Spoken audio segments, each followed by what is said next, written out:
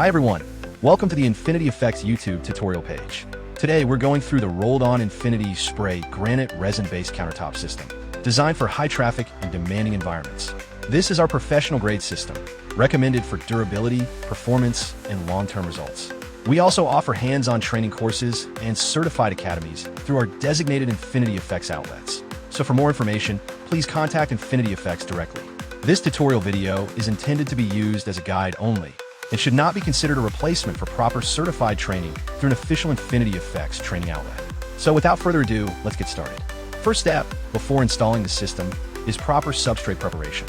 Here you can see our instructor Ryan prepping a vinyl countertop using an electric orbital sander with 80 grit sandpaper. You want to create a strong, consistent mechanical key across the entire surface. Make sure to thoroughly sand all areas, paying close attention to the edges and front lip, as these are common failure points if not prepared correctly. Quick note to remember, in real-life countertop installations, you'll often have T or V metal joints at bends. These should be removed, the area reinforced from underneath, and then filled using a suitable compound, such as Polyfuse Max by Infinity, or an equivalent car body filler or fast-drying 2-pack filler, before moving on to sanding. This step is critical to ensure proper adhesion of the resin system that will be applied next. Now that your countertop is correctly sanded, the next step is cleaning the surface. Start by brushing, hoovering, or wiping it down with a dry cloth. Allow any remaining dust to settle. Then check the surface with a clean, gloved hand to ensure it is relatively dust-free. Once that's complete, you'll want to use a degreasing product to remove any remaining residue. Here, you can see Ryan using Fusion Adhesion Promoter and Degreaser. This not only degreases the surface, but also acts as an adhesion promoter for the system. While this step is optional, it is strongly recommended for best results. Only a small amount is needed, as shown. This can be either poured directly onto the surface or applied using a spray bottle, then wiped evenly across the area. Now that your countertop is clean and ready for the system, you'll see Ryan taping the countertop in half. The reason for this is simple. We often advise using our 100% solid universal Infinity Pore System Primer as a base primer for hard-to-adhere surfaces with our resin-based systems, such as polished marble, granite, stone, tiles, and other non-porous substrates. Using this specially designed primer helps to increase adhesion and also provides a consistent base coat color. Please note, this step is optional and not always required. In this example, Ryan will demonstrate that standard vinyl surfaces, such as this countertop, do not require the universal pore system primer before moving on to the next stage.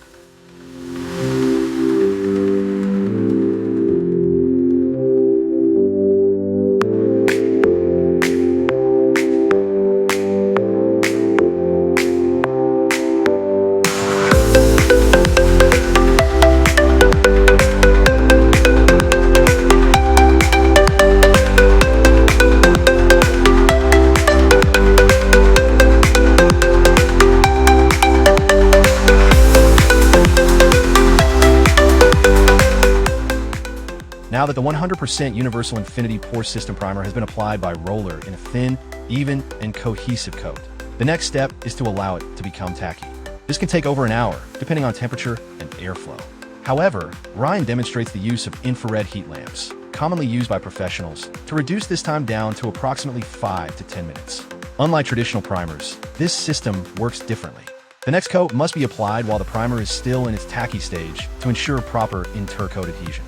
You'll see Ryan checking the surface, particularly at the edges, using a gloved hand. The primer should feel tacky to the touch, but dry enough that no material transfers onto the glove. Once you're satisfied with this stage, you can move on to the next step, applying the base coat of the System Poly Rapid V2. In this step, you'll see Ryan pouring and applying Poly Rapid V2 in solid white, also known as the Pour IC series. This acts as the base coat of the system and also serves as a primer for easy-to-adhere surfaces, such as this vinyl countertop. Once mixed,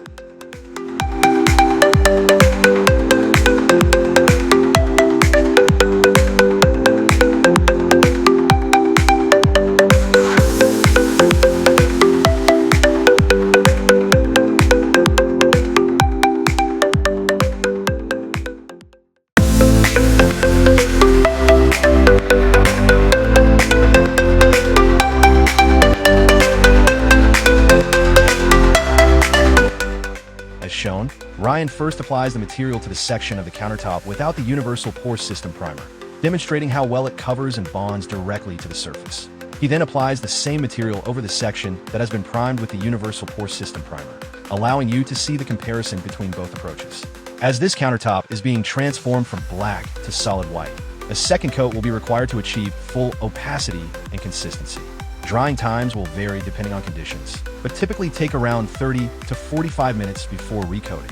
Once again, infrared heat lamps can be used to accelerate this process down to approximately 5 to 10 minutes, as demonstrated.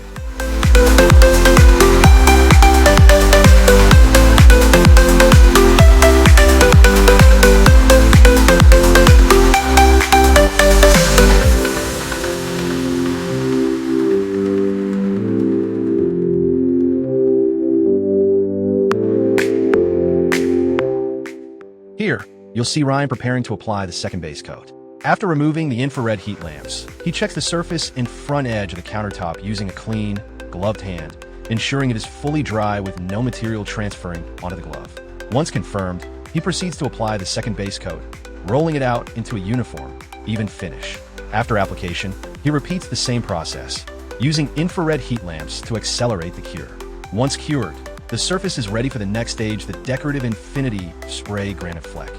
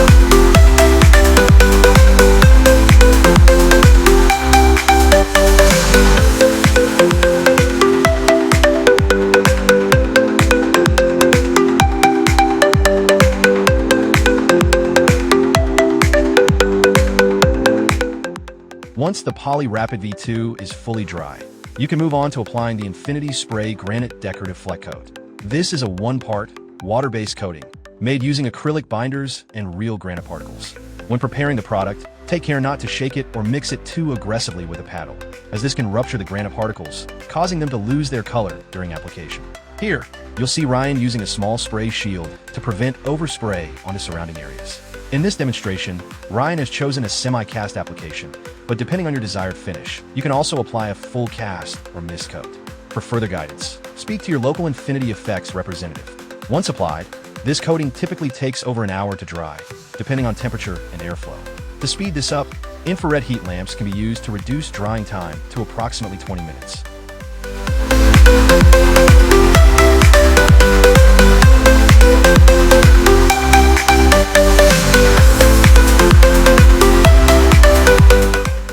Once the Infinity Spray Granite coating is fully dry, you'll see Ryan checking the surface by hand to ensure all particles are fully dry and properly adhered. He then moves on to an optional step, sanding. Using high-grade 1000 grit sandpaper, he lightly sands the surface to knock down the high spots and flatten the coating. This helps achieve a smoother, more refined final finish. If you're aiming for a textured look, this step is not required and can be skipped. Once you've sanded down the high spots, you'll need to clean the surface again. Start by brushing, hoovering, or wiping it down with a dry cloth. Allow any remaining dust to settle. Then check the surface with a clean, gloved hand to ensure it is dust-free. Once that's complete, use a degreasing product to remove any remaining residue. Here, you can see Ryan using Fusion Adhesion Promoter again for this step.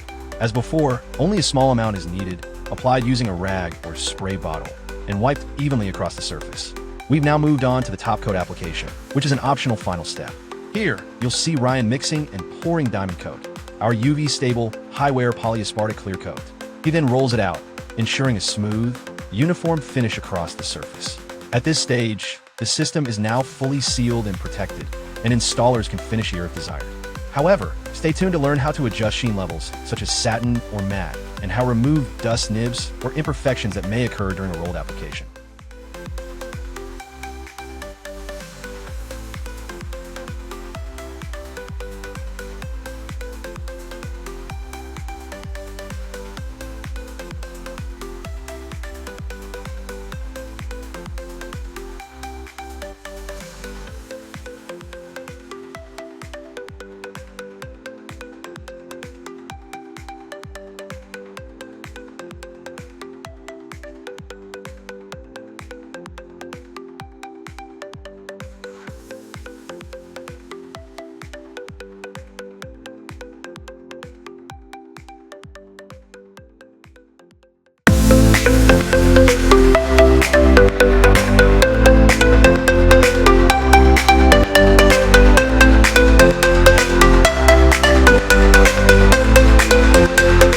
This is where the professional finish comes into play.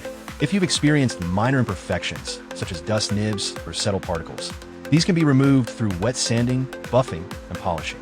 We recommend allowing a full 24-hour cure time before wet sanding, so the coating has properly hardened.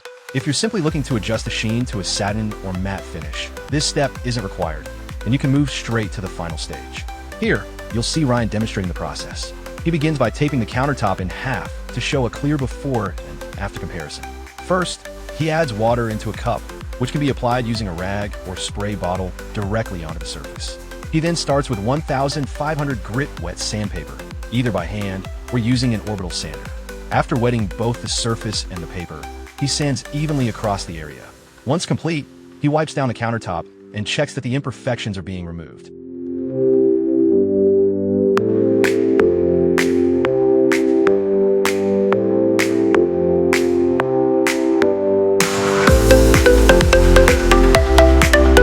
He then moves on to 2,000 grit wet sandpaper, repeating the same process.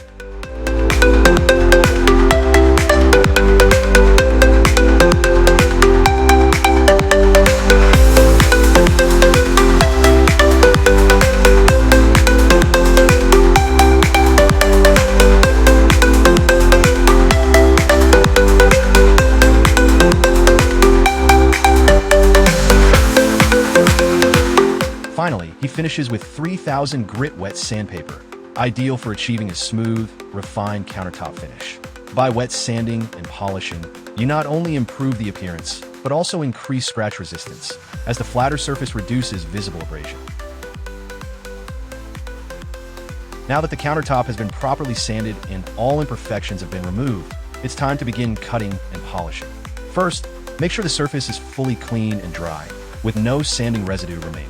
For this stage, you'll need a heavy cutting compound, a medium compound, and a wax coat to finish. Here, you'll see Ryan starting with a heavy cut compound. He works at a slower speed, ensuring the compound is fully worked into the surface to remove any remaining fine scratches. Once complete, he uses a clean microfiber cloth to wipe away any excess compound before moving on.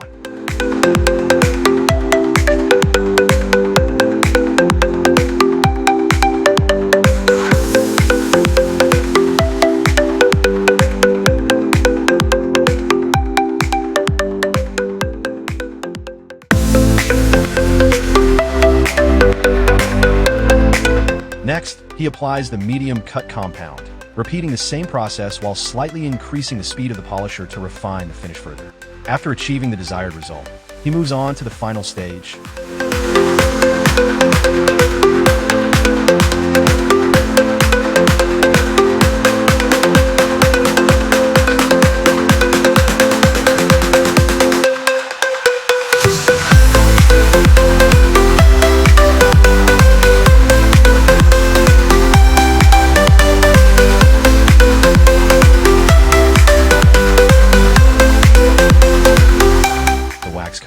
This is applied and polished in, before again using a clean microfiber cloth to remove any excess and bring out the final finish. And that's it.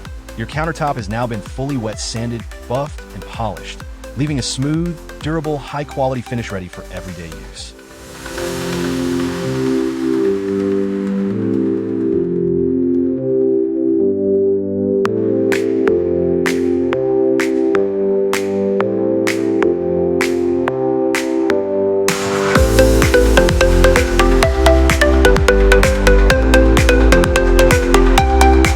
If your client is looking for a satin or matte finish, rather than a buffed and polished gloss, this is where your process begins. Once the diamond coat has been applied and allowed to fully cure, you can move straight on to applying the final overcoat, in this case, ArmorGuard V2 Clear Satin or Matte. Here, you'll see Ryan first wiping down the countertop to ensure there is no dust, residue, or contamination on the surface. He then tapes down the middle to give a clear, side-by-side comparison of the different finishes at the end. For this system, sanding is not required prior to applying ArmorGuard Clear Satin or Matte. Once clean, the surface is ready for application of the final satin or matte finish. Here, you'll see Ryan demonstrating how to mix and apply ArmorGuard V2 Clear Satin to the countertop. Before pouring into the spray or roller tray, he strains the product through a 190-micron sieve. This step is optional, but considered best practice to remove any small contaminants and ensure a clean, flawless finish. Once mixed and poured, He applies the coating directly onto the countertop, rolling it out into a smooth, uniform, and cohesive layer. At this stage, the countertop is fully finished. Drying times can vary, typically taking over an hour depending on temperature and airflow. As demonstrated, infrared heat lamps can be used to accelerate drying down to approximately 10 to 15 minutes.